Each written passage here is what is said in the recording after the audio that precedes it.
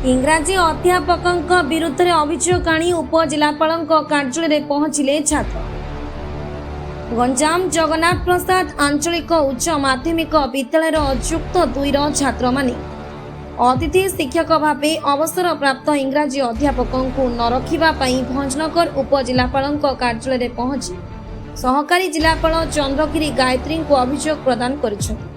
सेमानंक अभियोग है अवसर नहीं इंग्राजी अध्यापक सुनील कांत मिश्र को पुणी अतिथि अध्यापक भाव रखा विरोध कर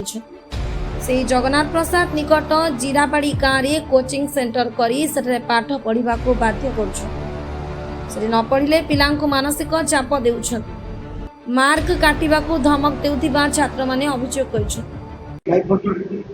मो ना राहुल नायक आंचलिक हायर सेकेंडरी स्कूल मो स्टूडेंट जना प्रसाद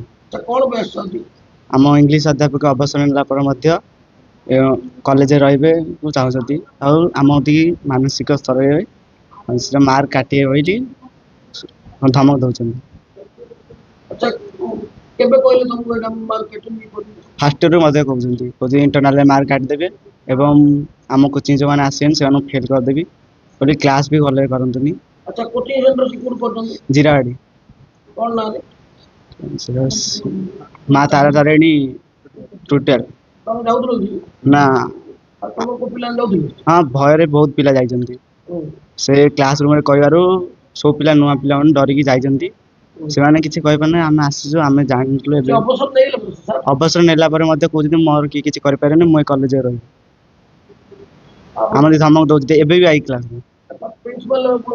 प्रिंसिपल कहितलु प्रिंसिपल लेखा